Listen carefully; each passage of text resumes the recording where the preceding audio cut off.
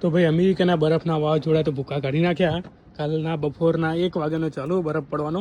જુઓ કેટલો પડ્યો. રેલિંગ ઉપર 2-2 ફૂટ હશે એપ્રોક્સિમેટલી. હોમની ગાડીઓ ડૂબી ગઈ હા.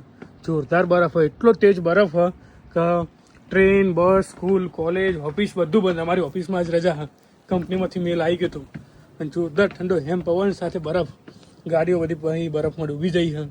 જુઓ ખાલી હોમાં જેટલો બરફ પડ્યો. આ જોરદાર આ જે જગ્યા ને હું હાથમાં બરફ કાપતો હતો.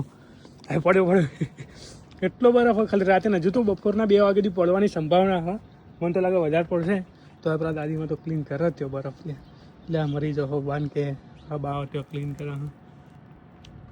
ઝાડ બાર બધા ભરાઈ ગયો. અને ચકલા કોઈ દાડા બાજ ના આપણને પણ જો ખાલી અમારી ચકલીઓ રહે ને એ બાજની બાફ જો ખાલી આટલા બરફમાં જેવી મોજથી રમા હા. તો ભાઈ અમારી ચકલી તો બાજ જ છે, કારણ કે આટલી બરફમાં બાજ ચો ઉડતો તમને નહીં દેખાય, પણ અમારી ચકલી ઉડતી દેખા. અને બરફ જોવો ભાઈ કેટલો પડ્યો. ઉક્કા ગાડી નાખ્યા પણ વખતે બરફે જબરજસ્ત.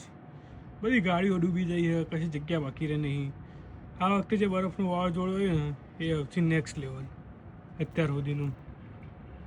અને આ બા મરી જવાના અત્યારે આવા મેં બરફ સાફ કરે ઘર આગળનો. અમે ખુદ નહીં કરે, અમારા ઘર આગળનો નહીં રહે, એમના ઘર આગળનો બરફ સાફ કરે.